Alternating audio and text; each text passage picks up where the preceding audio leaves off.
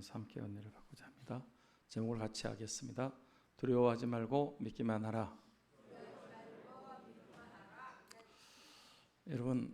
여러분들은 샌드위치를 좋아하십니까? 저는 샌드위치 좋아하고 잘 먹습니다. 전에 우리 교회 한두 번 나왔던 분인데 저 건물 뒤쪽에 사시는 분인데 샌드위치를 만드는 분이어서 그분이 자기가 만든 거라고 해서 갖다 줘서 잘 먹었고요. 나중에 이제 그분은 사서 먹었는데 야채로 만든 샌드위치인데 맛있게 한동안 잘 먹었던 기억이 있습니다. 그런데 그 샌드위치가 고급이어서 그런지 싼 게 아니었어요. 아이들도 샌드위치를 잘 먹는 것 같습니다. 야채를 안 먹고 편식한 아이들이 그 샌드위치에다가 샐러드로 거기도 넣고 그렇게 해서 주면 투정하지 않고 샌드위치 잘 먹는다 그럽니다. 미국 사람들이 주로 먹는 햄버거도 사실 샌드위치 아닙니까? 그 사람들은 큰 빵 이렇게 빵 두 쪽인데 가운데다가 고기도 넣고 야채도 넣고 오이나 토마토 이런 거 넣고 큼지막하게 샌드위치를 만들어서 밥으로 주식으로 먹고 있습니다. 그래서 우리나라에서도 맥도날드 햄버거 집을 비롯해서 샌드위치 집 장사를 잘하고 있습니다. 웬 샌드위치냐고요? 지금 우리가 살펴보고 있는 마가복음 5장 본문 말씀이 샌드위치 구조로 되어 있습니다. 그렇죠? 마가복음 5장 21절부터 24절 말씀은 회당장 야이로가 예수님께 찾아온 것에 대한 내용이었습니다. 사랑하는 여러분, 회당장 야이로가 왜 예수님께 찾아왔다 그랬습니까? 12살 먹은 외동딸이 병에 걸려서 죽어가고 있었기 때문에 찾아왔어요. 여러분, 자식이 죽어가는데 예수님께 찾아가면 살 수 있는데 찾아가겠습니까? 안 찾아가겠습니까? 100번이고 10,000번이고 찾아갔죠. 그런데 회당장 야이로가 예수님께 찾아가는 것은 쉬운 일이 아니었습니다. 왜 쉬운 일이 아니었다고요?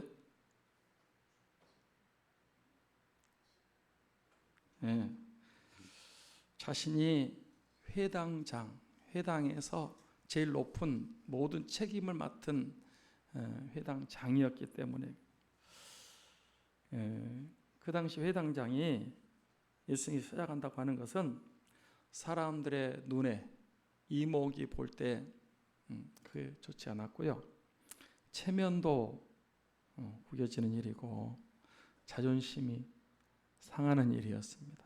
그러나 회당 야이로는 죽어가던 딸을 살리기 위해서 사람들의 이목도 체면도 자존심도 다 내려놓고 예수님께 찾아왔습니다. 우리들도 저와 여러분들도 예수님께 나오고 찾아와야 될 줄 믿습니다. 그래야 삽니다.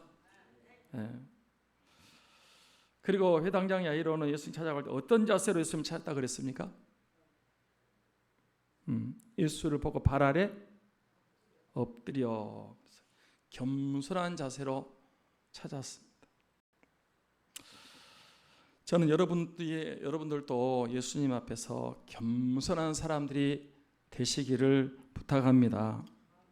겸손해야 은혜 받습니다. 겸손해야 쓰임 받습니다. 겸손해야 병 고침 받고 문제 해결 받아요. 첫째도 겸손이고 둘째도 겸손이고 셋째도 겸손입니다. 그 다음 회당장 야이로는 예수님 찾아왔고 겸손했고 간구했다 그랬어요. 사랑하는 여러분, 예수님을 찾고 겸손한 자세로 간구, 기도하시기 바랍니다. 기도하면 응답받습니다. 기도하면 병 고침 받습니다. 기도하면 문제 해결되고 기적이 일어납니다. 어떤 문제가 됐든지 근심하고 걱정, 염려하지 마시고 주님께 기도하시기 바랍니다.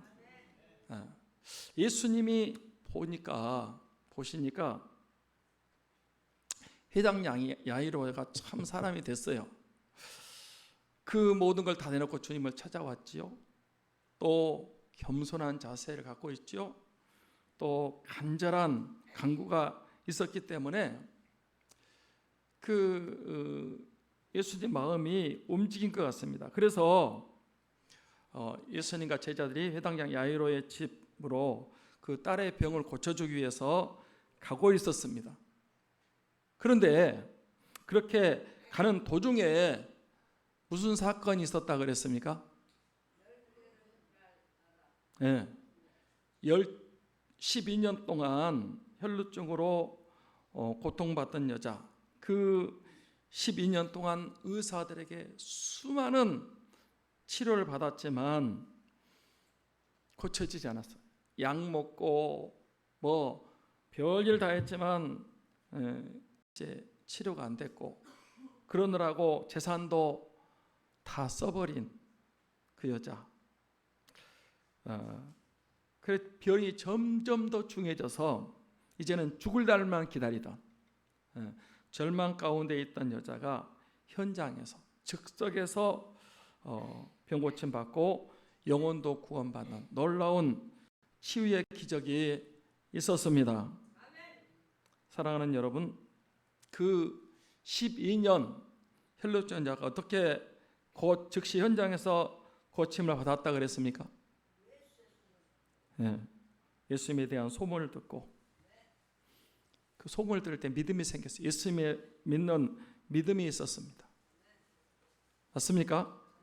그리고 듣고만 알고만 있지 않고 찾아오는, 달려오는, 행동하는 믿음이 있었습니다. 할렐루야.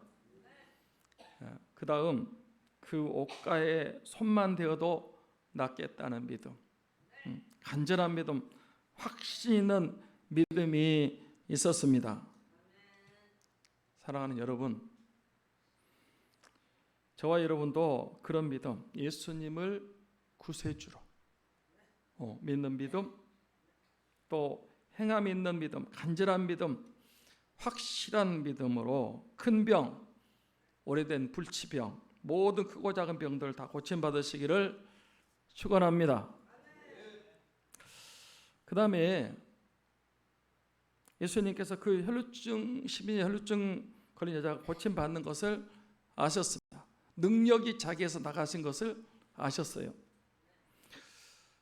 그러면 갈 길도 바쁘신데 그냥 가셔도 되는데 왜 굳이 누가 내 옷에 손을 대었느냐 하고 뒤를 돌아보시면서 찾으셨다 그랬습니다.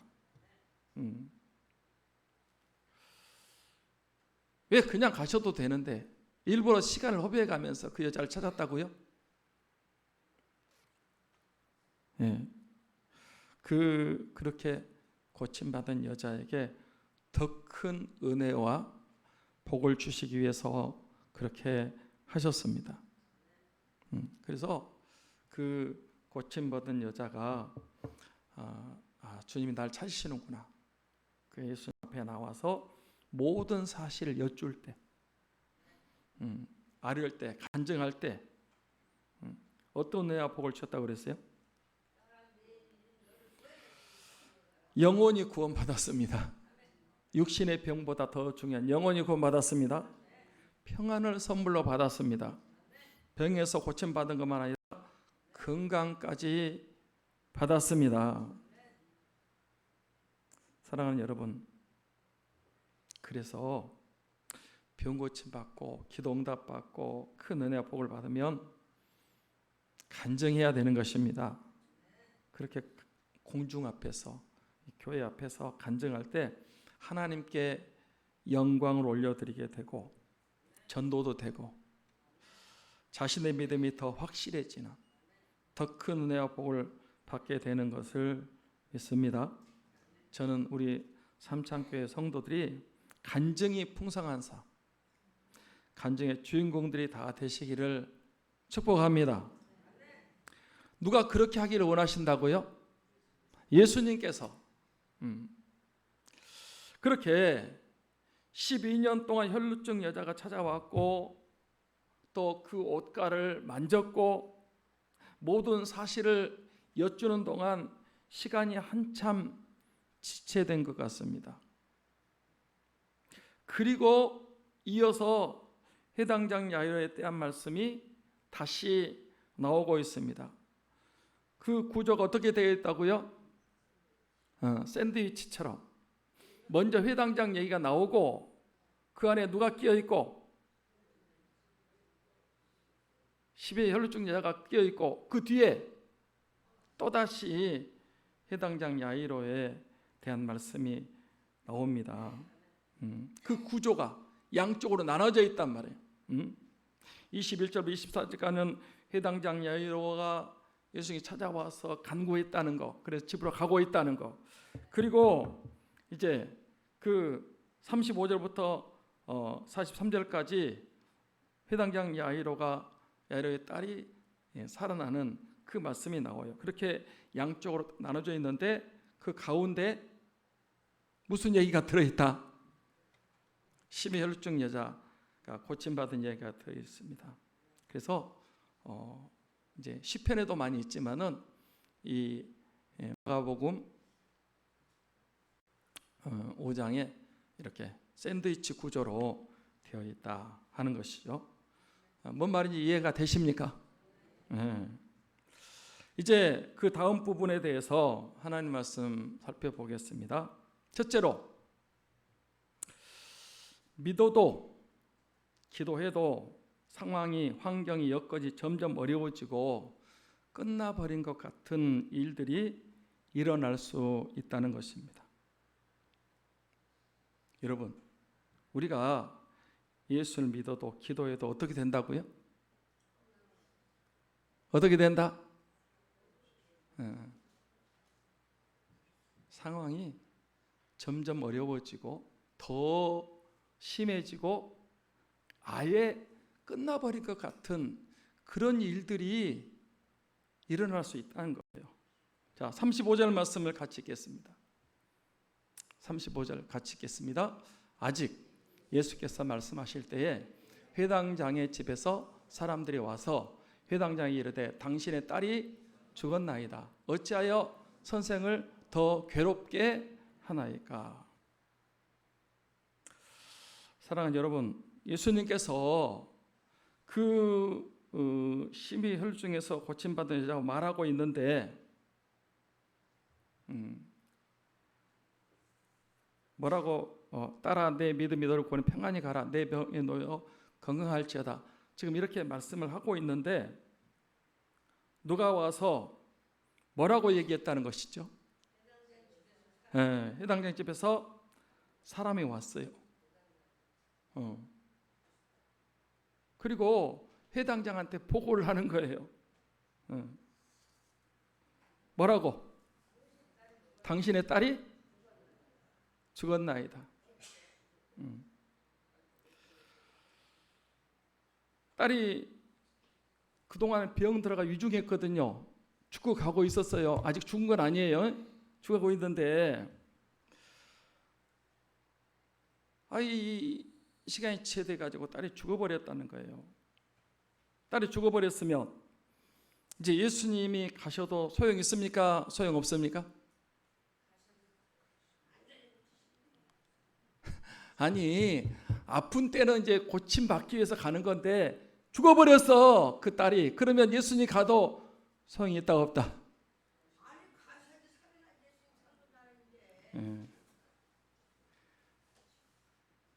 집사님 너무 앞서가지 말고 그거는 결과를 보고 얘기하는 거지.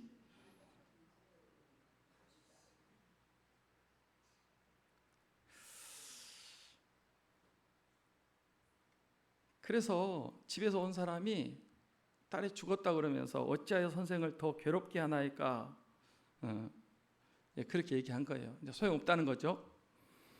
여기 성경에는 안 나고 있지만 회당장 야이로의 마음이 지체하는 동안에 어땠을 것 같습니까? 아마 조급하고 초조하고 애 같았을 것 같아요. 그런 말은 쓰면 성경에 없어요.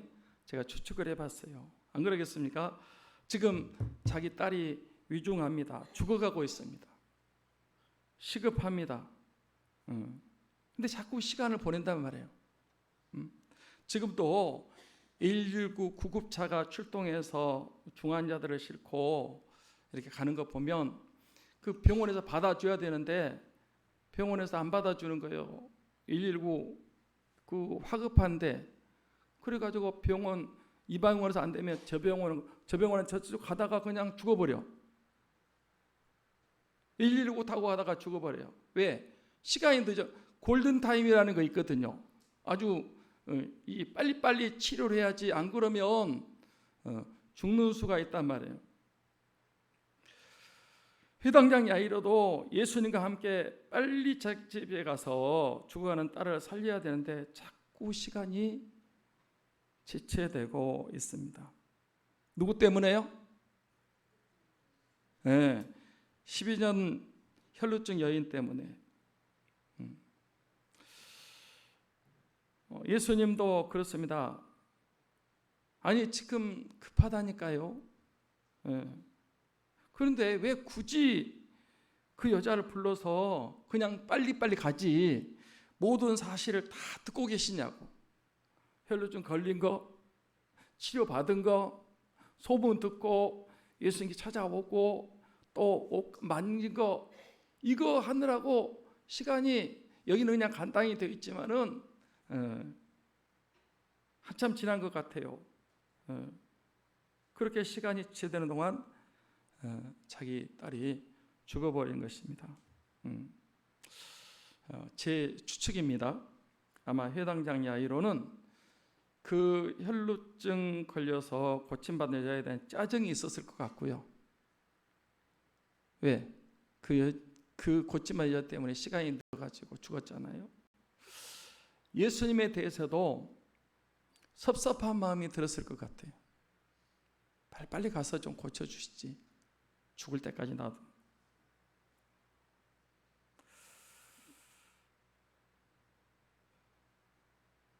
사랑하는 여러분, 성경에 그런 경우가 또 있습니다. 어디서 그랬습니까?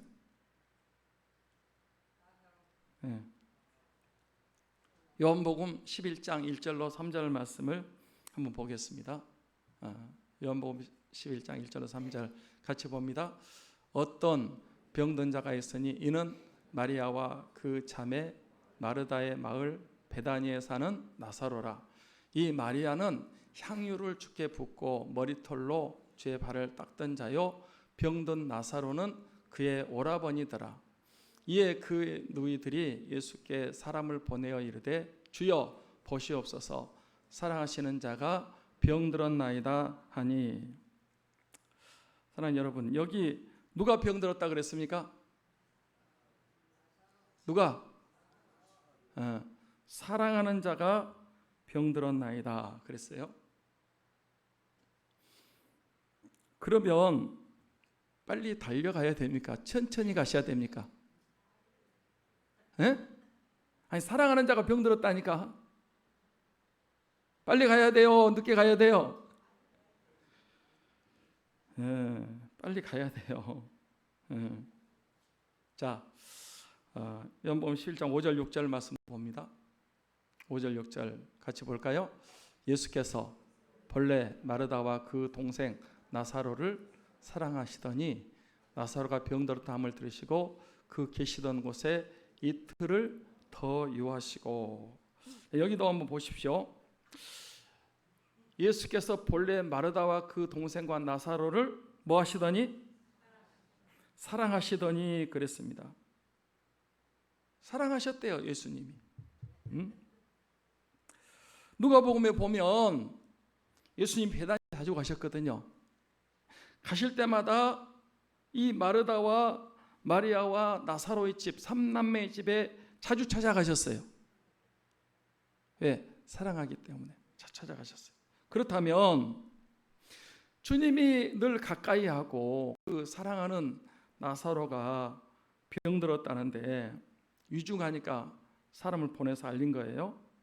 그 소식을 들었다면 빨리 찾아가시는 것이 정상입니다. 맞습니까? 그런데 그 소식을 들으시고 나사로가 병들었다, 그 소식을 들으시고 계시던 곳에서 며칠을 더 유하셨다고요? 나는 착해가지고 이렇게 가르쳐주고 물어봐요. 며칠? 이틀을 더 유하셨어요. 그동안에 어떤 일이 있었습니까? 어떤 일이 있었어요? 나사로가 죽어버렸어요. 그리고 무덤에 장사 지내버렸어요. 사랑하는 여러분, 그리고 예수님께서 며칠 만에 베다니에 찾아가셨는지 아십니까? 며칠 만에? 나흘 만에. 그러니까 그 소식 들으시고 이틀 동안 거기 더 주무셨고, 그리고 찾아가시는 동안에 이틀이 또 소비돼 가지고 나흘 만에 베다니에 찾아가셨어요. 그래서 예수님을 영접하러 맞이하러 나왔던 마르다와 마리아가 예수님께 뭐라고 했습니까?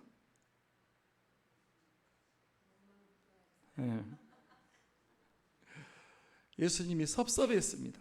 섭섭병이 들었어요. 야속했습니다. 그럴 거 아니요. 빨리 좀 오셔야지. 하나밖에 없는 오빠가 죽어버렸는데. 예? 늦게 이제 다 장례를 치른 다음에 늦게 찾아오니까 너무 야속하고 주님에 대한 섭섭함이, 그들의 그 대답을 들어보면 그 속내가 드러나고 있습니다. 똑같아요. 사람은 거기서 거기야.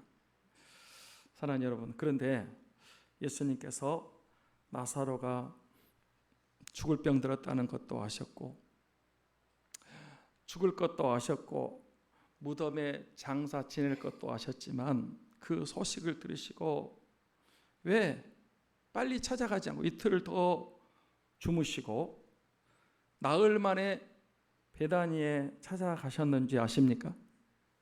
왜 그랬다고요? 내가 거기 있는 것을 감사한다 이러면서 그렇게 될 걸 아셨다 이렇게 말씀하셨어요. 왜 그렇게 하셨어요? 네.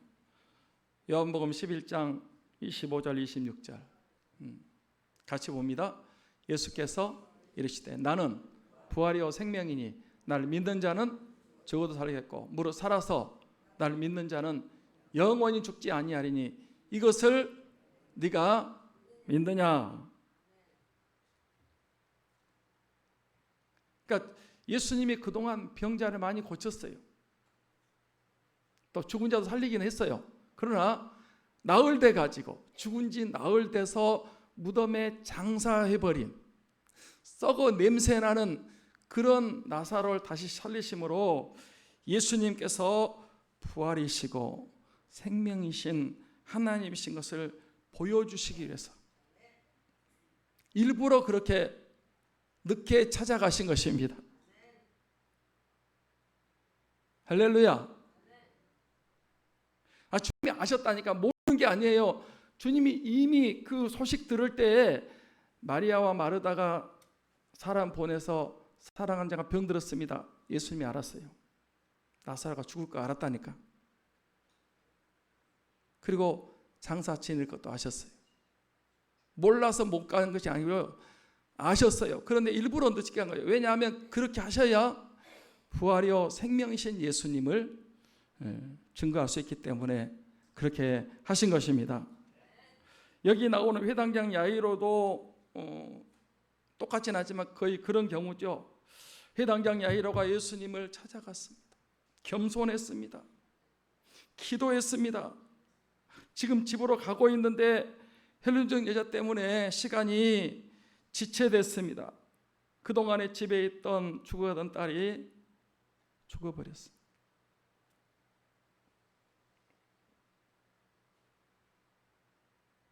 우리가 예수님을 믿고 말씀대로 살고 기도하는데 빨리빨리 해결되면 참 좋지요. 그러면 얼마나 좋겠어요. 그죠? 저와 여러분은 그냥 빨리 뭐든지 해결되기를 바라고 있어요. 그런데 하나님이, 예수님이 일부러 그렇게 안 하셔. 점점 어려워지는데 가만히 지켜만 보고 계세요. 아니, 상황이 아예 끝나버린 것 같은 그런 일이 저와 여러분의 삶에도 있다라는 거예요. 회당장 야이로도 그렇고 나사로도 그랬고 저와 여러분도 그런 일이 있을 수 있다니까. 지금 우리가 예수님을 믿고 의지하고 있는데 상황이, 여건이, 환경이 점점 더 어려워졌습니다. 우리 믿음 생활에도 얼마든지 그런 일이 일어날 수 있다. 내가 예수 그리스도를 안 믿는 게 아니에요. 예수 그리스도를 진짜 영접했어요. 그리고 예수님 믿고 의지하고 사랑하고 순종합니다. 예수님께 기도도 합니다. 그렇게 하면 상황이, 환경이, 여건이 금방 좋아지고 풀려지고 나아지면 좋겠는데 그렇게 되지 않고 오히려 점점 더 어려워지고 더 힘들어지고 아예 끝나버릴 것 같은 그런 때가 있다라는 것입니다. 그럴 때 붙들어야 되는 말씀이 어떤 말씀인지 아십니까? 로마서 8장 28절 말씀입니다. 같이 큰 소리로 읽어야 됩니다. 이 말씀 저는요 믿음 생활 때 이 말씀 얼마나 좋아하는지 몰라요. 같이 읽겠습니다. 시작. 우리가 알거니와 하나님을 사랑하는 자 곧 그 뜻대로 부르심을 있는 자들에게는 모든 것이 합력하여 선을 이루는지라. 아멘. 우리가 안다는 거예요. 다 같이 저와 여러분이 아는 게요. 하나님을 사랑하는 자. 하나님 사랑하십니까? 하나님의 뜻대로 부르심을 입은 자들에게는 모든 것,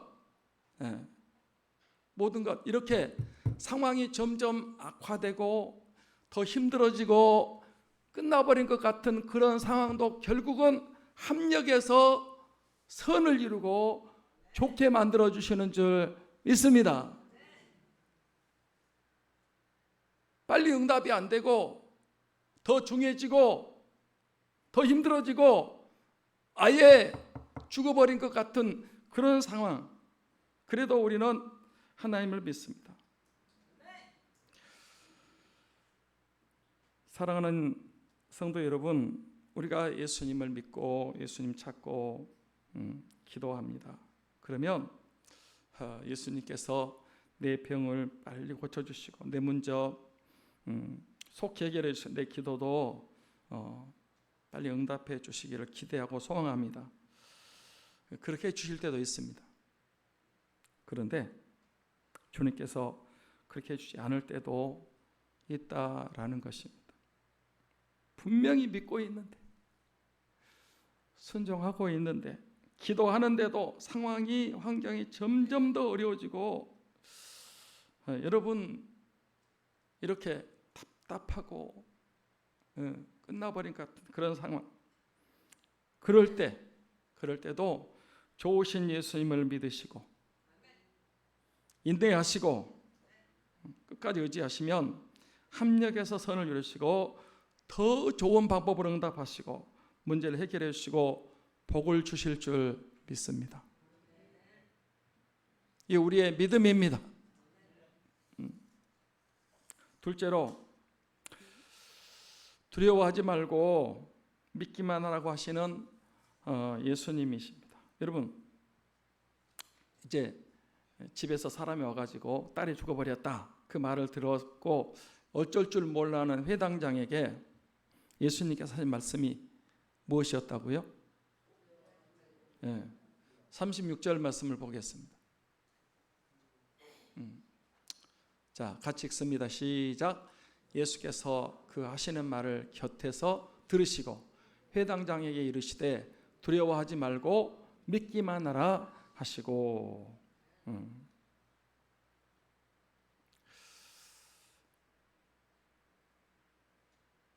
지금 이제 그 소식을 들은 회당장은 낙심이 됐을 것 같아요. 어째 선생을 또 그렇게 하십니까? 이제 소용없습니다. 끝났습니다. 죽었습니다. 그럴 때 회당장은 그 말을 듣고 이제 절망이죠. 그런데 그 곁에서 말을 들으신 예수님께서 두려워하지 말고 믿기만 하라 그랬습니다. 같이 하겠습니다. 두려워하지 말고 믿기만 하라. 아니 입 돋다 뭐 하려고 그래. 한 번 더. 두려워하지 말고 믿기만 하라. 이 말씀은 주님이 회당장에 주신 말씀인데, 이 말씀은 예수님이 여러분에게 주신 말씀으로 믿음으로 받으시기 바랍니다. 믿는 대로 될지어다. 두려워하지 말고 예수님 믿기만 하십시오. 사랑하는 여러분, 믿음 생활할 때 우리가 언제 두려워하지 말아야 되는지 아십니까? 언제 그럴까요? 저는 이 말씀을 이렇게 보면서 모든 매사에 그렇지만은 홍해 앞에서 출애굽한 이스라엘 백성들 앞에 홍해 바다가 가로막고 있었습니다. 뒤에서 누가 쫓아오고 있습니까? 바로 왕과 애굽 군대가 큰일 났습니다. 앞에는 홍해 바다입니다. 뒤에는 애굽 군대가 추격해 오고 있습니다. 진태양 앞으로 갈 수도 없고 뒤로 돌아갈 수도 없고 꼼짝없이 죽게 생겼습니다. 두려워했어요. 출애굽기 14장 10절부터 11절 말씀을 보겠습니다. 같이 봅니다. 바로가 가까이 올 때 이스라엘 자손이 눈을 들어본즉 애굽 사람들이 자기 뒤에 이른지라 이스라엘 자손이 심히 두려워하여 여호와께 부르짖고 그들이 또 모세에게 이르되 애굽에 매장제가 없어서 당신이 우리를 이끌어내어 이 광야에서 죽게 하느냐? 어찌하여 당신을 우리를 애굽에서 이끌어내어 우리에게 이같이 하느냐? 심히 두려웠어요. 심히 두려웠어요.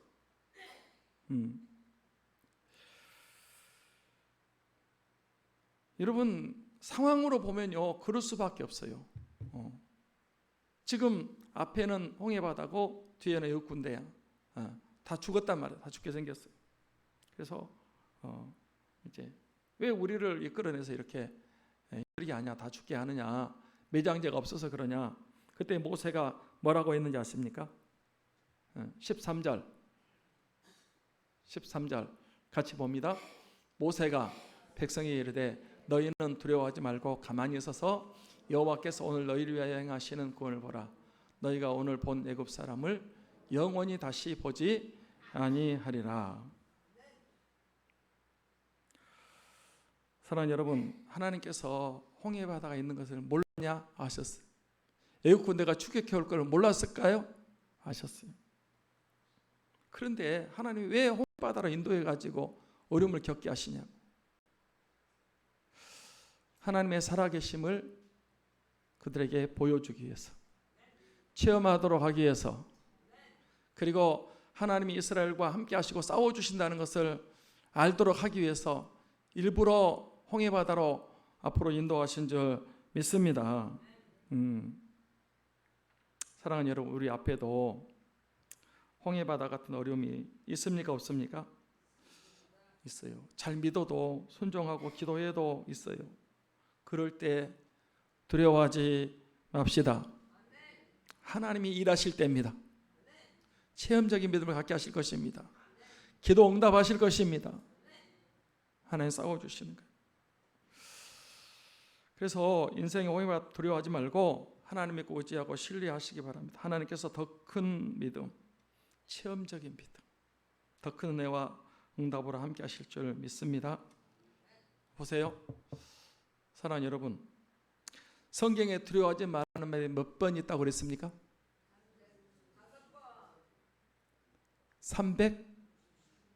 366번. 제가 성경에 두려워하지 말라는 참만 있어요. 제가 일부러 한 번, 두 번 세지는 않았지만 어떤 분이 그러더라고. 366번 있대. 왜 366번 두려워하지 말라는 말이 있다고요? 예? 1년 365일, 그러니까 날마다 두려워하지 말라는 거예요. 근데 한 번 더 있는 것은 뭐요? 보너스.